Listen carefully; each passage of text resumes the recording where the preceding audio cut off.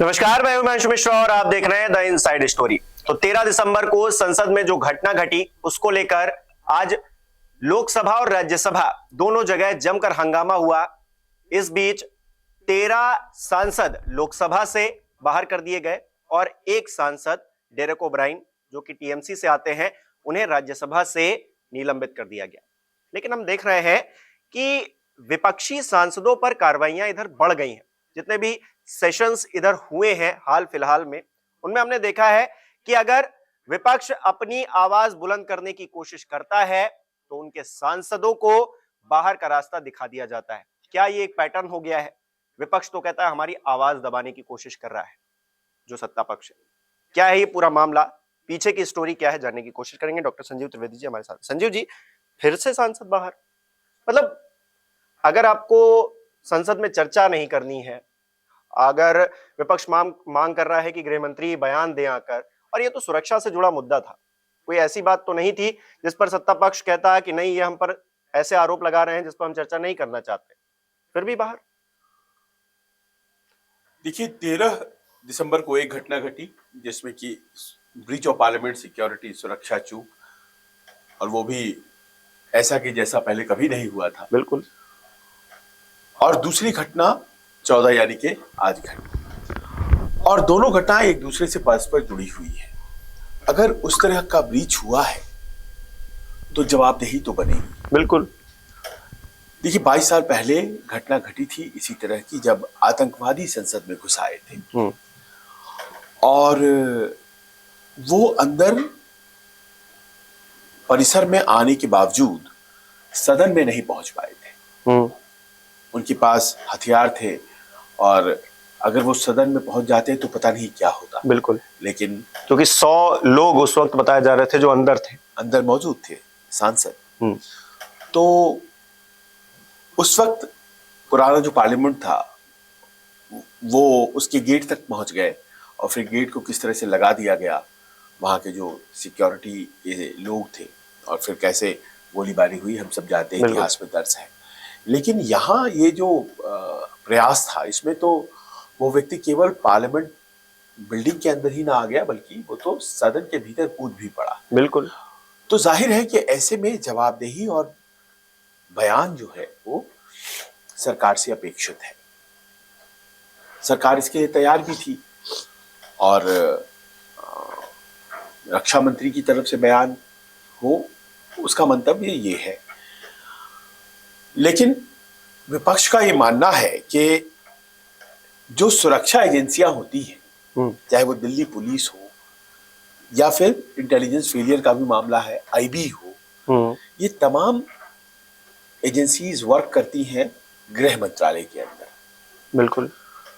और जो त्रिस्तरीय सिक्योरिटी होती है पार्लियामेंट के अंदर, तो उसमें पहला स्तर जो होता है वो दिल्ली पुलिस का होता है, बाहर रहते हैं, और फिर अंदर में पार्लियामेंट सिक्योरिटी का होता है, जो कि पार्लियामेंट की अपनी एक सिक्योरिटी टीम है। और इन दोनों के बीच होती हैं पैरामिलिट्री फोर्सेस, यानी कि पैरामिलिट्री फोर्सेस भी वर्क करती हैं मिनिस्ट्री ऑफ होम के तहत।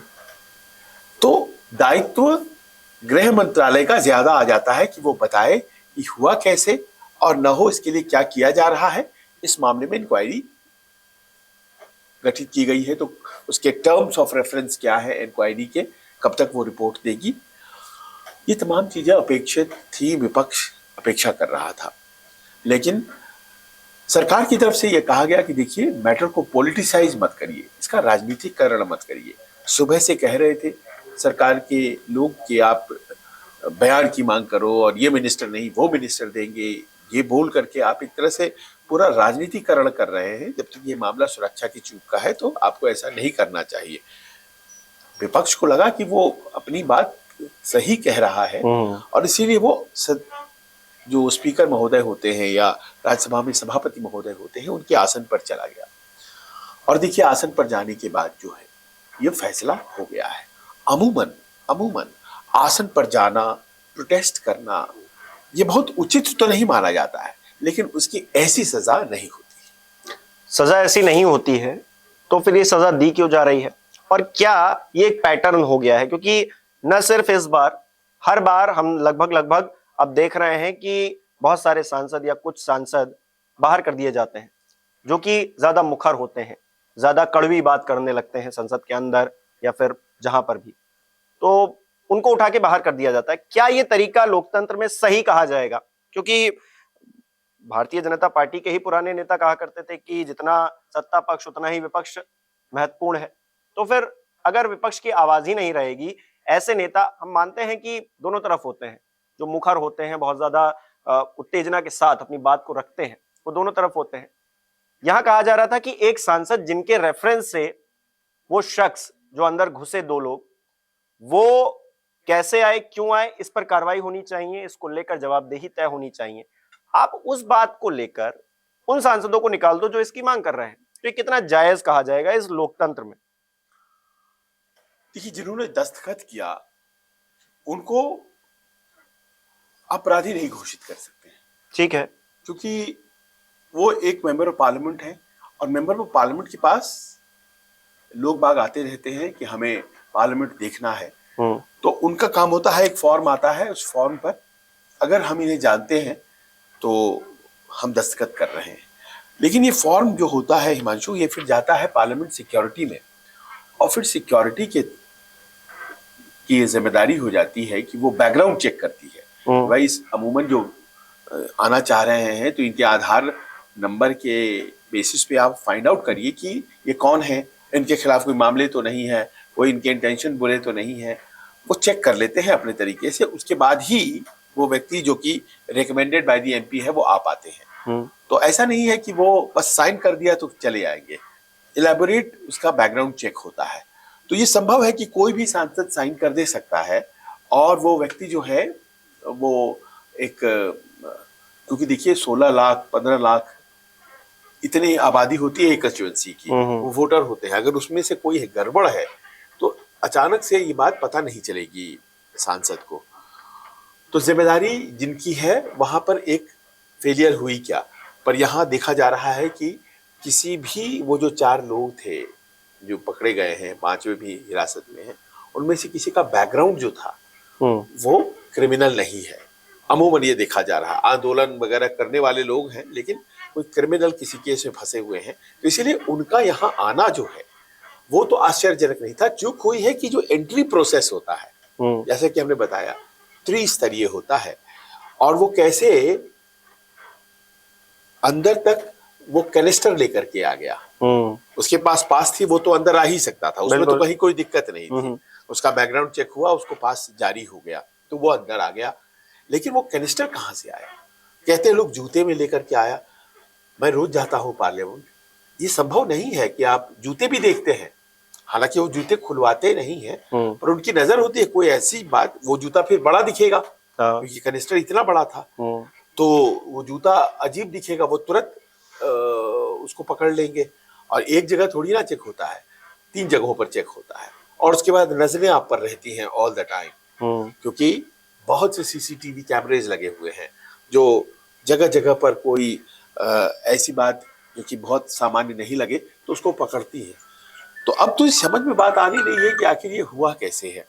खैर जो भी हो, लेकिन जहां आपने ये बात कही हिमांशु कि लोग बाग निकाले जा रहे हैं और क्या कोई तल्ख बोलता है तो क्या उसको निकाल दीजिएगा, तो यहाँ प्रश्न ये भी है कि बिधुड़ी साहब ने भी तो तल्ख बोला था, और अभी बहुत ज्यादा पहले की बात तो है, बिल्कुल पिछले सेशन की बात है। तो दानिश-अली की जो शिकायत थी वो शिकायत मानी गई, तभी तो माफी मांगा गया। माफी मांगी बिधुड़ी जी ने, माफी मांगी उन्होंने, और माफी पर उन्हें छोड़ दिया गया। तो अब यहाँ पर प्रश्न यहाँ ये हो जाता है कि कुछ सांसद जो वेल ऑफ द हाउस में आ गए, वेल ऑफ द हाउस का मतलब होता है अध्यक्ष के आसन के पास आ गए प्रोटेस्ट करते हुए, तो वो तो लंबी लंबी अवधि के लिए सस्पेंड हो गए। और किसी ने बाकायदा कैमरे के ऊपर आप शब्द बोला तो आप वो माफीनामे से छूट गए। तो यहां पर विपक्ष को एक दिक्कत, तनाव होता है। दूसरा ये आंकड़ा कि 2004 से 14 के बीच में जो सस्पेंशंस थी सांसदों की वो थी कुल 36। 2014 से 23 तक में वो 125 पार हो गई है। और उसमें सत्ता पक्ष के और उसमें ज्यादातर विपक्ष के हैं, सत्ता पक्ष के कम है। तो मैं कहता हूं कि अगर विपक्ष के और सत्ता पक्ष के मिला के ही अगर हम ये आंकड़ा देखें तो ये इतनी संख्या में सस्पेंशंस क्यों हो रही है उस व्यक्ति की, जो कि केवल व्यक्ति नहीं है बल्कि एक प्रतिनिधि है। 15 लाख लोगों का प्रतिनिधित्व करता हुआ वो लोकसभा पहुंचा है। तो वो व्यक्ति अगर यहां आया है, उसको आप कि वो आसन पे आ गया तो बाहर कर दो। तो आप जैसे मान लीजिए कोई लखनऊ का सांसद है, उसको बाहर कर दिया जाए, तो लखनऊ की जो जनता है उसका प्रतिनिधित्व 15 दिन, 20 दिन, 3 महीने, 5 महीने कौन करेगा? हालांकि लखनऊ वाले होंगे नहीं, राजनाथ सिंह जी है। मान लीजिए, चलिए ठीक है, वो तो सत्ता पक्ष वाले होंगे। चलिए, आप किसी भी जगह का, आप कोई शहर है वहां का सांसद है, हाँ बिल्कुल सही बात आप है। उसको बाहर, आपने मान लीजिए कि अभी हिबी एडेन को कर दिया, अभी आपने कारीमोजी को कर दिया, वो भी तो कहीं ना कहीं के सांसद हैं। ज्यादातर कांग्रेस के हैं, बाकी और लोग कर दिया। तो ये इनकी जगहों का जो है क्या होगा प्रतिनिधित्व? ऐसा मैंने नहीं, सुप्रीम कोर्ट ने बोला है। सुप्रीम कोर्ट ने कहा है कि साहब ऐसा है कि जो इस तरह के मामले होते हैं उसमें बाहर कर दिया जाना कितना उचित है, क्योंकि ऐसा लगता है कि ये लोग जो रिप्रेजेंटेटिव हैं इनको रिप्रेजेंट करने का अवसर देना चाहिए। सुप्रीम कोर्ट ने ये मामला अभी हाल में ही राघव चड्ढा के मामले में, राघव चड्ढा की भूल को उन्होंने स्वीकार नहीं किया, उसको भूल ही माना, लेकिन साथ साथ ये भी कहा कि एक पब्लिक रिप्रेजेंटेटिव, एक जनप्रतिनिधि है, तो वो जो जनप्रतिनिधि है उसको जनप्रतिनिधित्व का अवसर मिलना चाहिए। उसका अवसर इसलिए नहीं छीन लेना चाहिए क्योंकि उसने व्यवहार सदन में खराब कर दिया। फिर ये स्कूल में और सदन में अंतर नहीं रह जाएगा, स्कूल में इस तरह से करते। बीजेपी वाले कहते हैं वो तो स्पीकर जो चेयर पर बैठा हुआ है उसका दिमाग जिस तरह से वो चाहे वो उनको सजा दे सकता है, क्योंकि लोकसभा का अध्यक्ष सदन के अंदर जो कुछ भी होगा उसके लिए पूरी तरह से रिस्पॉन्सिबल है। तो उनको लगा तो उन्होंने कर दिया। इसमें भारतीय जनता पार्टी को क्यों कोसा जाना? देखिए, मोशन जो है वो आज मूव किया गया है सरकार की तरफ से। हाँ बिल्कुल। तो स्पीकर की भूमिका तो सेकेंडरी हो गई ना, उन्हें क्यों दोष दे सकते हैं?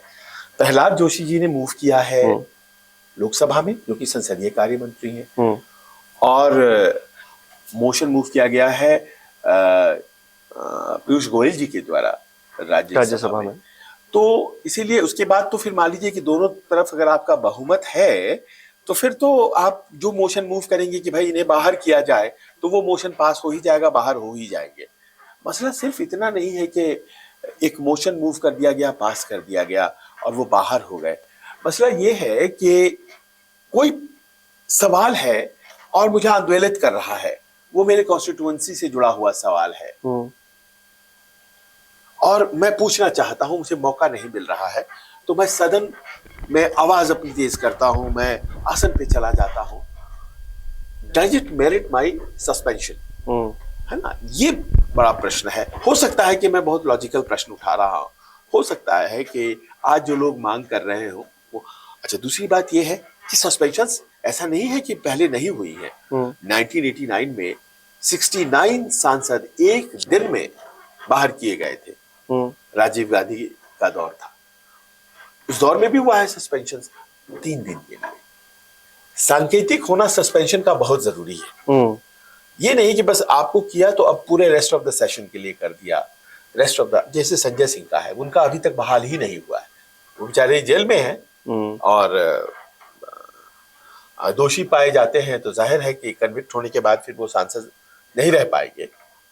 लेकिन उनका सस्पेंशन वो फरवरी के महीने से चला आ रहा है। हाँ। अगर मैं सही हूं तो तब से चला आ रहा है। तो कोई समझ में बात नहीं आती है। बीच में वो पेड़ के नीचे बैठे रहे, उसके बाद कुछ तो इस तरह से रहा और अभी भी वो। तो मान लीजिए कि अगर ठीक है उन्होंने कोई शराब घोटाले वाले मामले में दोष किया है तो कोर्ट उन पर फैसला देगी और अगर वो कन्विक्ट हो जाते हैं तो ऐसे ही उनकी सांसदी चली जाएगी। लेकिन इस बात के लिए कि वो वहां पर हंगामा कर गए, तो हंगामा तो और भी लोग करते हैं। जो पैमाना है वो एक होना चाहिए। क्या संसद में हंगामा करना या फिर अपनी बात को रखना तरीका हो सकता है? लोगों का अलग अलग होता है अपनी बात कहने का। हम ये नहीं कह रहे हैं कि उन्होंने सही किया या गलत किया, हम ये कह रहे हैं हर इंसान का बोलने का तरीका अपना एक अलग होता है।